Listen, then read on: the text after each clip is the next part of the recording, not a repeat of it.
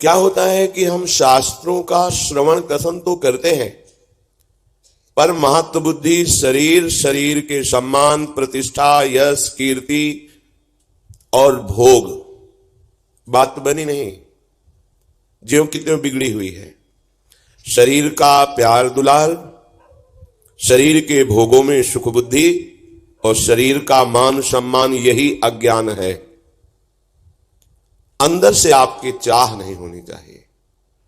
संसार में हमारा नाम हो, प्रतिष्ठा हो, ये ऐसे भगवत प्राप्ति के मार्ग में फिसला के फिर वही वासना में खड़ी कर देती है कि उपासक स्वांग मात्र करता रहता है, सच्चाई से हरि से प्रीति नहीं हो पाती।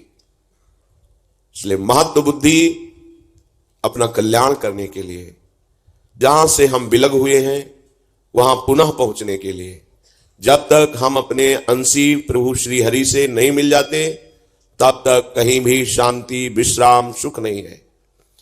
ये मान सम्मान, यश, कीर्ति ऐसी धूल भरी आंधी है जिसकी आंखों में छा जाती है, उसे भगवत साक्षात्कार कभी नहीं हो पाता। पुनः देहाभिमान पुष्ट होकर नार की गतियों वाले आचरण प्रारंभ हो जाते हैं। इसलिए उपासक को भगवत वाणी पर महत्व बुद्धि रखकर मनन करना होगा। कुछ सार नहीं है यहां, कुछ सार नहीं। व्यर्थ में मत फंसिए। केवल ये माया की धूल भरी आंधी है, कुछ नहीं है। वो एक नटनागर छुपा छुपी का खेल खेल रहा है, हम समझ नहीं पा रहे। बहुत रूपों में आकर हमारे सामने से निकल जाता है। हम व्यक्ति देखते हैं, गुण देखते हैं, दोष देखते हैं। अपने प्रभु को देखने के लिए चले थे, उनको देखने वाली बात ही भूल गए। देखने लगे ये नानात्व, संसार, और इसी में हर्षित होने लगे कि हमें बहुत लोग सम्मान देते हैं, बहुत यश कीर्ति होती। फिर भ्रम, जिस भ्रम को मिटाने के लिए उपासक चलता है वही फिर भ्रम आ गया। बार बार कोहरे की तरह हमारे ज्ञान के नेत्रों को ढकना चाहता है अज्ञान। अगर आप सदगुरु, संत, महात्मा या भगवत वाणी का श्रवण करते रहेंगे तो ये अंजन की तरह काम करेगा, नेत्र दोष को दूर करके भगवत साक्षात्कार करा देगा। नहीं, ये बड़ी विचित्र आंतरिक गति होती है। बाहर से हम सब स्वांग भागवतिक करते हैं और अंदर से हमारी चाह ये संसार ही रहता है। बड़ा विचित्र माया का खेल। जब एकांतिक विचार करो तब लगता है कोई बिरला ही पार हो पाएगा। ये बड़ी चतुर शिरोमणि माया है। ऐसी रचना रच देती है कि यहां से मुक्त होने की इच्छा ही नहीं रह जाती। यही सुख लगने लगता है, यही शांति लगने लगती है। जहां भगवान के वचन है, मामुपेत्य पुनर्जन्म दुखालयम अशाश्वतम नाप्नुवन्ति महात्मानः संसिद्धिम परमाम गतिम। ये परम गति उस महात्मा को प्राप्त होती है जो निरंतर प्रभु से अपने चित्त को जोड़े रहता है। निरंतर, सतत। पीछे का श्लोक, अनन्य चेता सततम यो माम स्मरति नित्यशः तस्याहम सुलभा पार्थ नित्य युक्त योगिना। जो सतत भगवान का स्मरण करता रहता है। बड़ी चालबाजी है माया में, कांप जाता है हृदय। जब भगवान दर्शन कराते हैं अपनी माया की चतुरता का, तो कांप जाता है हृदय कि अरे केवल प्रभु बचाए तो बच सकता है, नहीं तो जानबूझ करके विषय का प्याला विष स्वयं पी लेता है। जानबूझकर अपने को दलदल में फंसा देता है, जानबूझकर। भगवान का सतत स्मरण आवश्यक है। इसी जन्म में मुक्त होना आवश्यक है। इसके बिना हमारी बात बनेगी नहीं, पक्का। क्योंकि पुनर्जन्म दुखालयम अशाश्वतम। यदि हमारा अगला जन्म हुआ तो दुखमय होगा। वो शरीर भी नाशवान ही मिलेगा, चाहे जिस योनि में जाएं। तिनके से लेकर ब्रह्मा तक सब नाशवान है। आ ब्रह्म स्तंभ पर्यंतम सर्वम मायामयम जगत। नहीं विश्राम मिलेगा कहीं भी, किसी पद में, किसी प्रतिष्ठा में, किसी संपत्ति में, अन्य किसी सिद्धि में विश्राम नहीं है। कांप जाता है हृदय कि अरे कैसी चतुर माया है। कहां से भगवान की चरणारविंद में आने का सौभाग्य मिला? तो ढूंढने पर पता चलता है अहेतु की कृपा। पर यह माया फिर सत्य को जगत भाषित कराकर यहां का मान सम्मान यश कीर्ति सुखपूर्वक खाना पीना सोना जागना विषय भोगना, इसे ही सत्य और सुख और विश्राम मान देता है। ये मना देती है माया ऐसा, फिर चूक हो गई। इसी जन्म में मुझे भगवत प्राप्ति करनी, तभी हमारी सारी समस्याओं का समाधान होगा। परम वैष्णव भगवत अनुराग में डूबे हुए गोस्वामी श्री तुलसीदास जी कह रहे हैं, जीव जब ते हरिते बिलगान्यो तब ते देह गेह निज जान्यो, माया बस स्वरूप बिसरायो, तेहि भ्रम ते दारुण दुख पायो, पायो जो दारुण दुसह दुख, सुख लेस सपन्यु नहीं मिल्यो। आहा, पायो जो दारुण दुसह दुख, सुख लेस सपन्यु नहीं मिल्यो, भवसूल शोक अनेक जेहि, तेहि पंथ तू हठी हठी चल्यो, बहु जोनि जन्म जरा विपत्ति, मति मंद हरि जान्यो नहीं, श्री राम बिनु विश्राम मूढ़, विचारु लखी पायो कहीं। ऐ जीव, जब से तू अपने अंशी श्री हरि से अलग हुआ, तभी से तेरी दुर्गति प्रारंभ हो गई। गंगा जी की धारा से जब बाढ़ आती है तो और भी धाराएं निकलती हैं। जब गंगा जी की बाढ़ कम होती है तो उन धाराओं से संबंध खत्म हो जाता है, बहुत लंबा लंबा जल भरा होता है, पर जो ज्ञानी जन है उस जल का आचमन या अवगाहन नहीं करते, उसे गंगौघ कहते हैं। धारा से अलग हो गया तो स्पर्श करने लायक नहीं रह गया वो। ये विज्ञ जन जानते हैं, सब तो नहीं जानते। जो धारा से विलग जल भरा हुआ है उसमें अवगाहन नहीं किया जाता, उसे गंगौघ कहते हैं। ऐसे ही जो प्रभु से जीव विलग हो गया उसकी दुर्गति प्रारंभ हो गई। प्रभु से विलग होते ही उसे देह भाव की प्राप्ति हो गई। ये दुर्गति है। देह भाव को मानो भगवान के अंश को गाली दी जा रही, जब उसे कहा जाता है ना देहात्मदर्शी, देहाभिमानी, ये गाली दी जा रही मानो। जैसे किसी व्यक्ति रिक्शा चालक को रिक्शा कहकर उसका सम्मान थोड़ी होता है, वो रिक्शा थोड़ी है, तुम्हारी सवारी थोड़ी है, और वो खड़ा हो जाता है, क्योंकि रिक्शे से तदात्म होने के कारण रिक्शा शब्द होते हुए उधर देखता है और खड़ा हो जाता है। ऐसे ही देह से तदात्म होने के कारण भगवत चिदानंद अंश आत्मस्वरूप अपने को भूल गया और देही, इस देह को ही अपना सर्वस्व मान लिया। माया के वश होकर के अपने स्वरूप को भुला दिया। बस इसी भ्रम से तेरा ये दुख परंपरा चल पड़ी, जन्म मरण दुख क्लेश शांति, हाय हाय करते हुए जन्म के जन्म व्यतीत हो गए, कुछ हाथ नहीं लगा। न कोई संपत्ति आज तक हमारी हुई, न कोई व्यक्ति आज तक हमारा हुआ, न कोई सुख, और मन छलिया बार बार इन्हीं भोगों में छल करके हमें फंसा रहा है। सुख तो कभी मिला ही नहीं, पूरे के पूरे जन्म हो गए। काकभूषण जी महाराज को बहुत जन्मों की स्मृति है। गरुण जी से कहते हैं कि कोई ऐसी योनि नहीं बची जिसमें मैंने जन्म ना लिया हो, कोई ऐसा कर्म नहीं बचा जो हमने किया ना हो। पर हृदय से कहता हूं, हे हरिवाहन, आज भगवान का नाम कीर्तन, गुण कीर्तन, कथा वार्ता, भगवान के चरणारविंद की अविरल भक्ति में जो सुख मिला है, ऐसा कभी कहीं नहीं मिला। सुखी न भयो आज की नाई, सकल कर्म करी थक्यो गोसाई। किसी भी योनि में कहीं भी कोई विश्राम नहीं। आप पुनर्जन्म के लिए तैयार मत होइए। अब हमारा जन्म उत्तम नहीं होने वाला। देव दुर्लभ मानव देही प्राप्त कर ली, अब केवल भगवत प्राप्ति से ही हमारी समस्याओं का समाधान होगा। किसी भी योनि में कहीं भी ये कामनाएं बख्शती नहीं है, सबको जलाती है। देवराज इंद्र होकर के भी भोगों के लिए लालायित है वो, जबकि वहां कैसी अप्सराएं हैं कि मुनियों के मन में क्षोभ पैदा कर दे, वो उनसे भी विश्राम नहीं मानता। कैसी माया भगवान की है।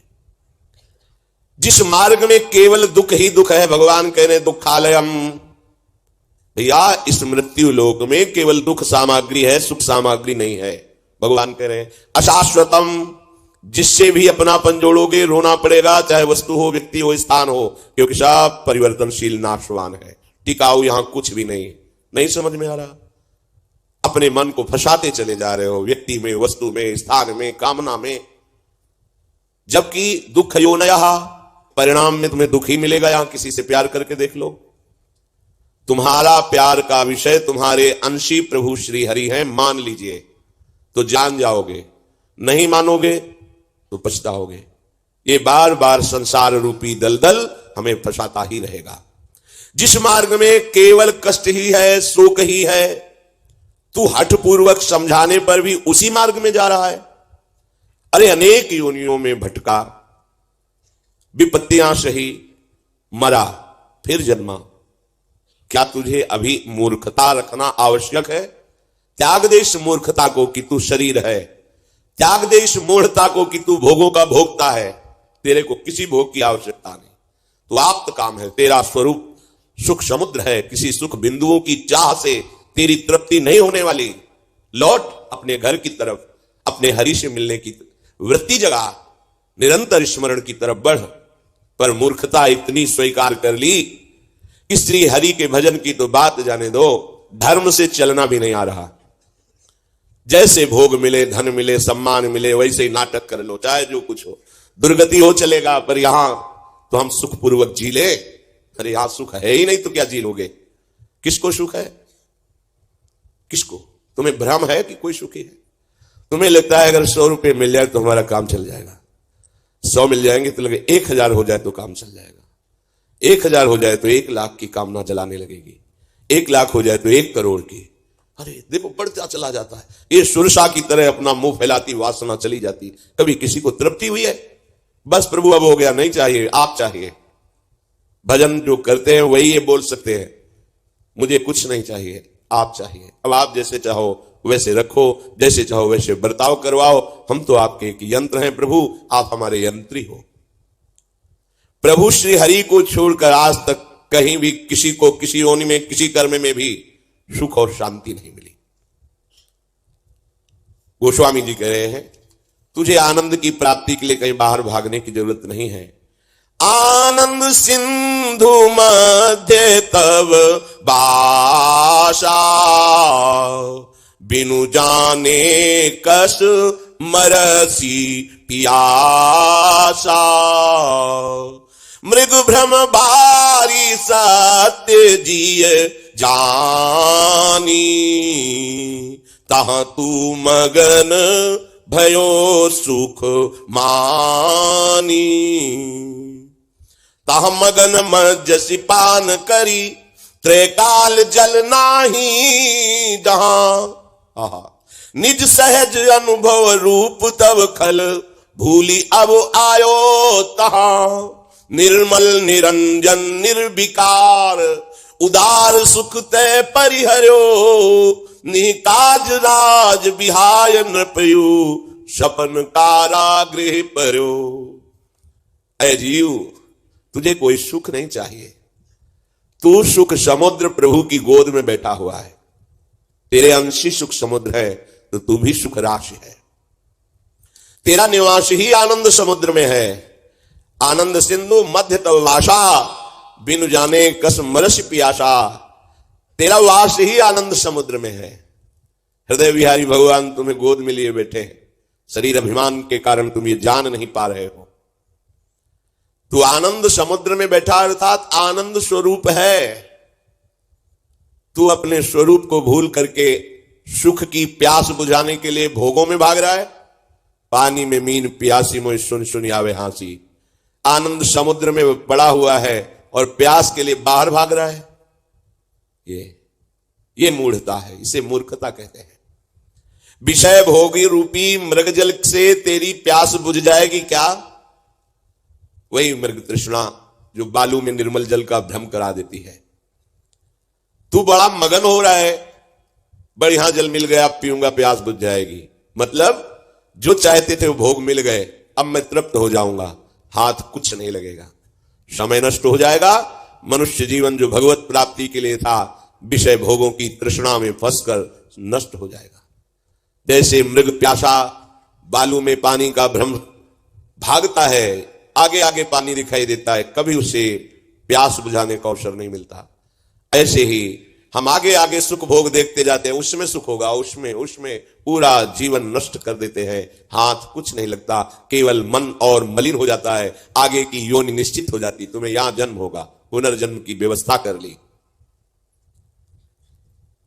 तू विषय भोग रूपी मृग तृष्णा के जल से तीनों कालों में कभी भी प्यास नहीं बुझा पाएगा।